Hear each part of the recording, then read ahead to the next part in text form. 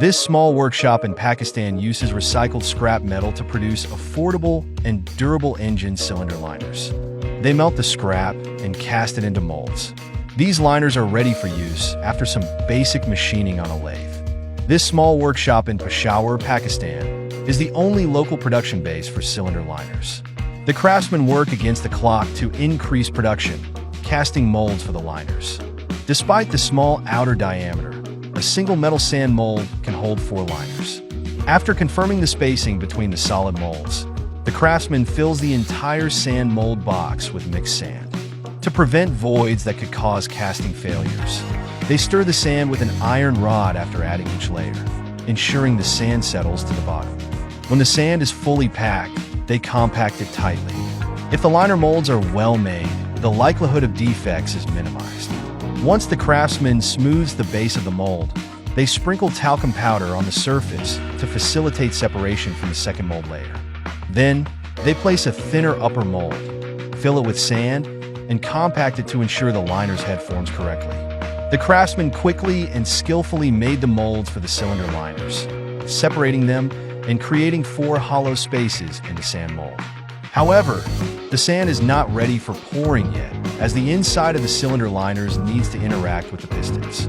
The craftsman fixes a pre-made sand core at the bottom to ensure the liners aren't solid. When the core aligns with the mold's holes, the core creates space for pouring. Once the cylinder liner molds are assembled, the craftsmen place all the scrap iron into their melting furnace. The furnace's high temperature melts the scrap into molten iron. The craftsman schemes off any impurities floating on the surface at this high furnace temperature to ensure the molten iron is clean enough to cast the liners.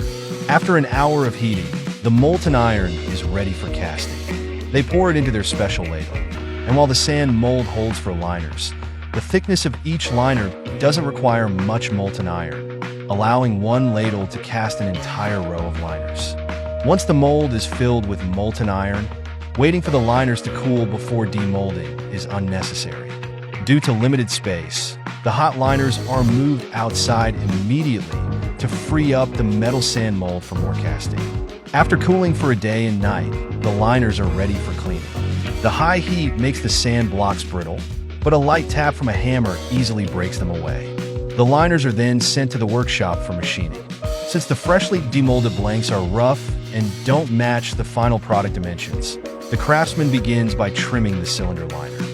Though machining on the lathe reduces the liner's thickness, space for this was accounted for during the casting process, explaining the difference between the blank and the final product. After the craftsman performs a rough cut on the inner wall, they trim the liner surface to make it as smooth as possible. Though the lathe has machined the inner and outer sides once, the liners still don't meet the precision required for use. The inner wall undergoes a second delicate machining process to improve the finish. Changing the lathe tool makes the inner wall smoother and more uniform. However, the surface of the liner still needs polishing with a grinding stone, assisted by cutting fluid, to achieve the final smooth finish. Once the oil stains are cleaned with wood ash, the engine cylinder liner from scrap metal is complete. If you were to rate the Pakistani craftsman's work on the engine cylinder liner, how many points would you give out of 10?